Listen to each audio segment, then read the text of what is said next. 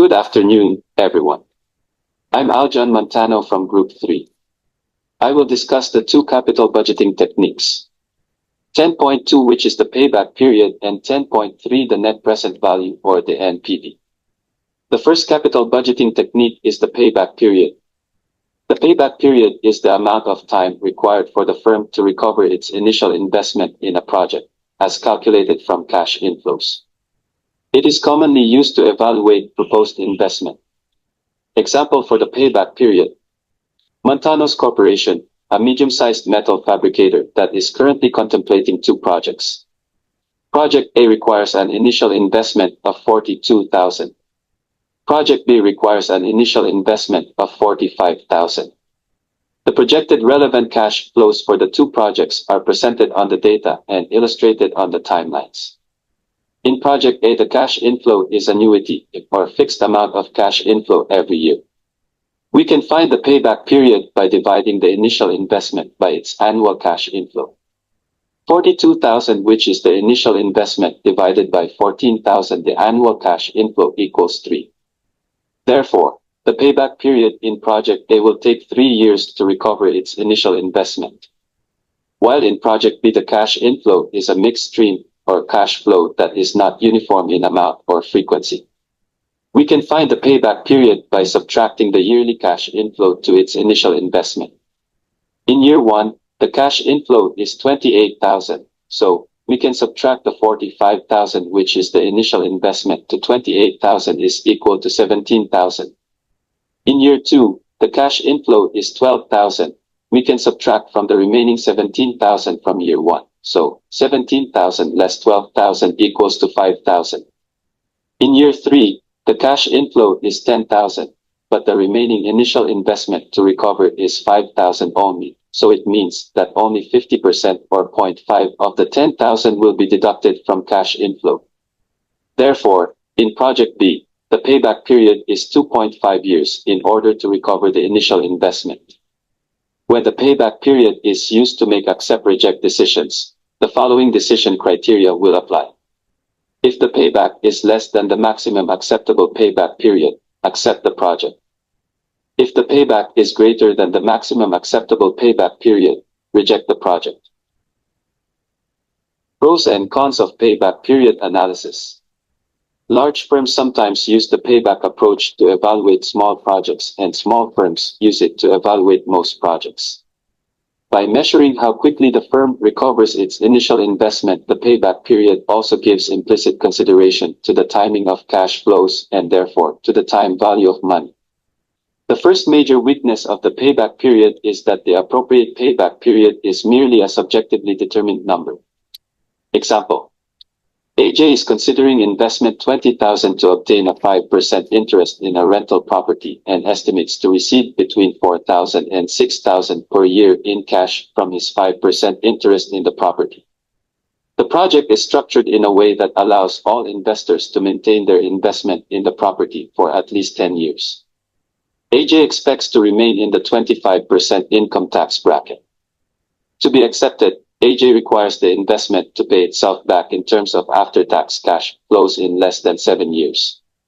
To calculate the payback period to this investment, it will begin with the calculation of the range of annual after-tax cash flow. The formula for this is after-tax cash flow equals 1 less tax rate and multiplied by pre-tax cash flow. To substitute, the after-tax of $4,000 equals 1 less 25% multiplied by 4,000 is equal to 3,000. While for the after-tax of $6,000 equals 1 less 25% multiplied by 6,000 is equal to 4,500. Now, we can compute the payback period. The formula is payback period equals initial investment divided by after-tax cash flow. Substituting for 4,000 equals initial investment of $20,000 divided by after-tax cash flow of $3,000 is equal to 6.67 years. Substituting for 6,000 equals initial investment of $20,000 divided by after-tax cash flow of $4,500 is equal to 4.44 years. Since AJ required a maximum payback period of 7 years, the investment is acceptable because the investment will pay itself back between 4.44 and 6.67 years. The second weakness of the payback period is the approach that fails to take fully into account the time factor in the value of money. This weakness can be illustrated by an example on the table. As you can see, there are two projects of the firm in the table named gold and silver. In this example, the firm uses only the payback period to choose a project. Both projects have a 3-year payback period, which would suggest that they are equally desirable. But the comparison of the pattern of cash inflows over 3 years shows that more of the 50,000 initial investment in Project Silver is recovered sooner than is recovered for Project Gold.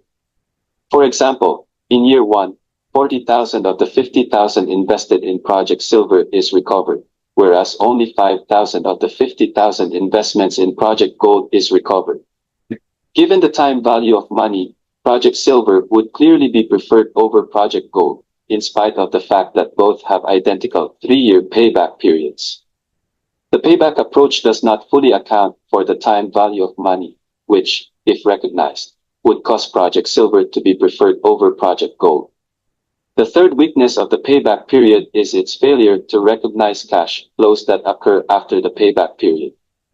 Examples for this weakness are illustrated with this data, Project X and Y. The payback period for Project X is 2 years, while for Project Y is 3 years. Strict adherence to the payback period approach suggests that Project X is preferred than Project Y.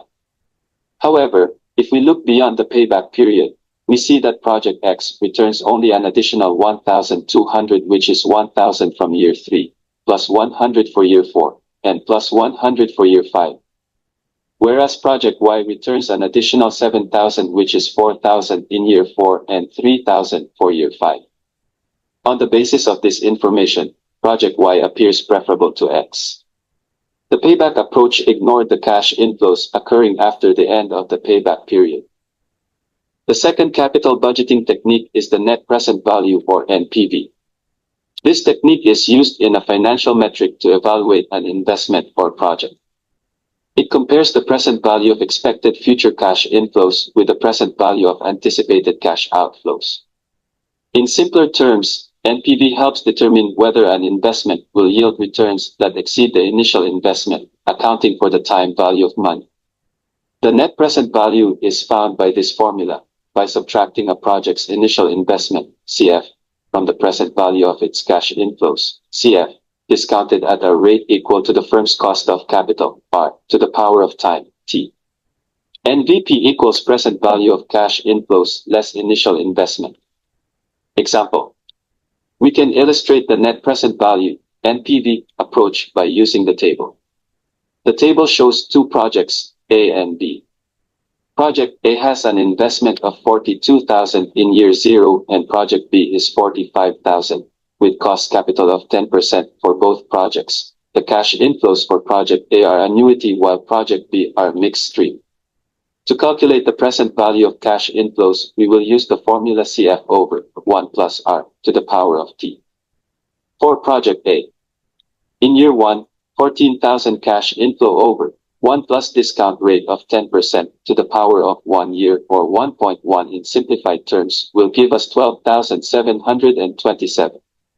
And for the preceding years, we will just change the number of years accordingly.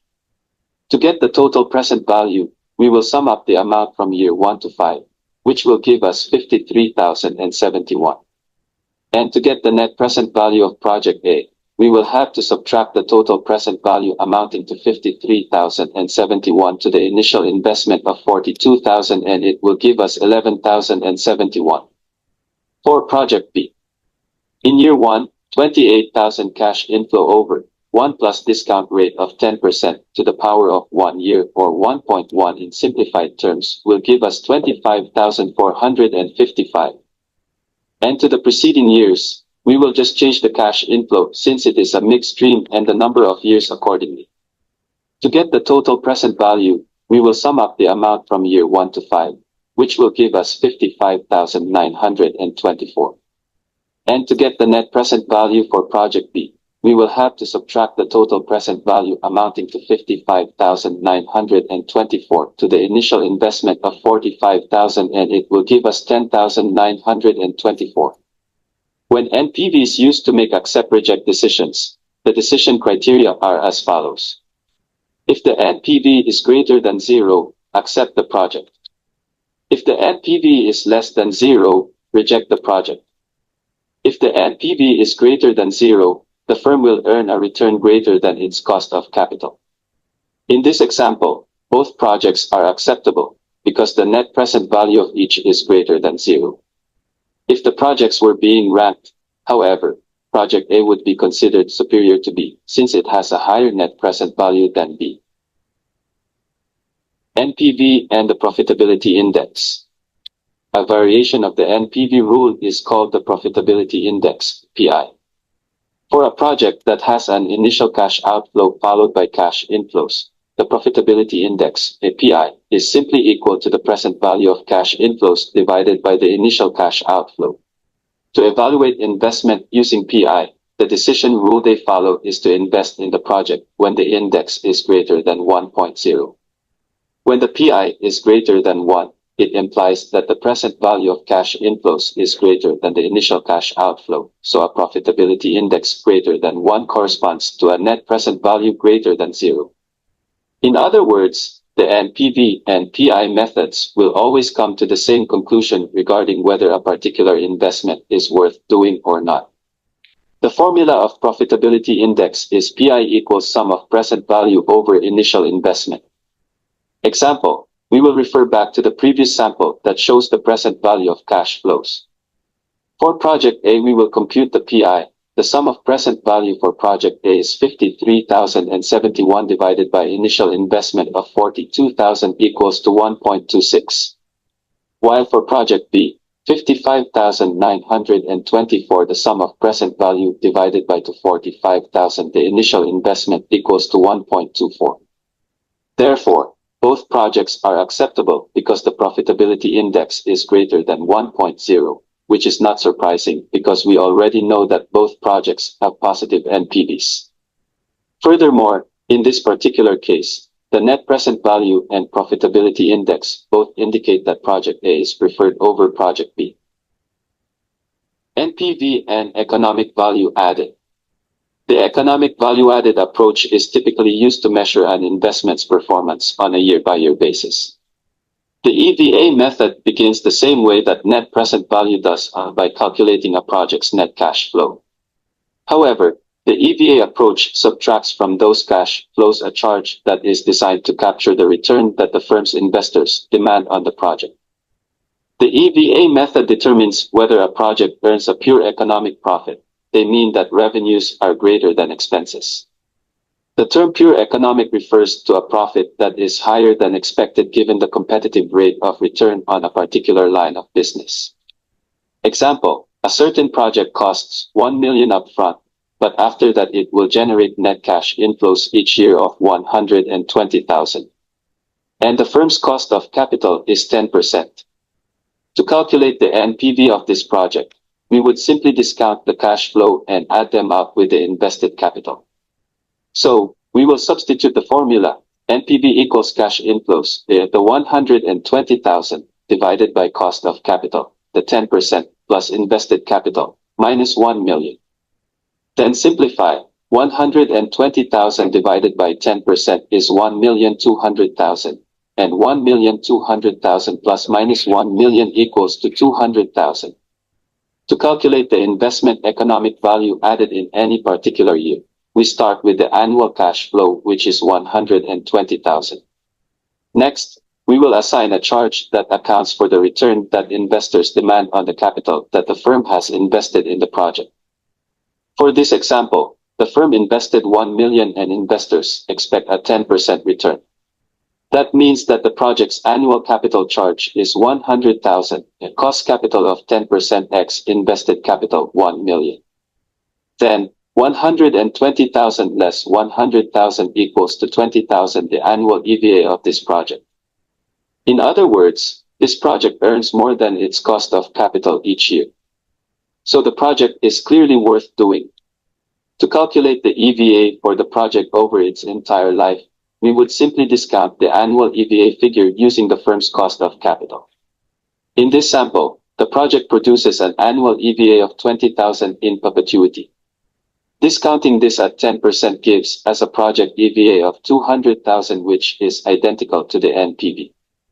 That's the end of my report. The third capital budgeting technique, which is the internal rate of return or IRR, will be discussed by Ms. Princess Espiritu. Thank you.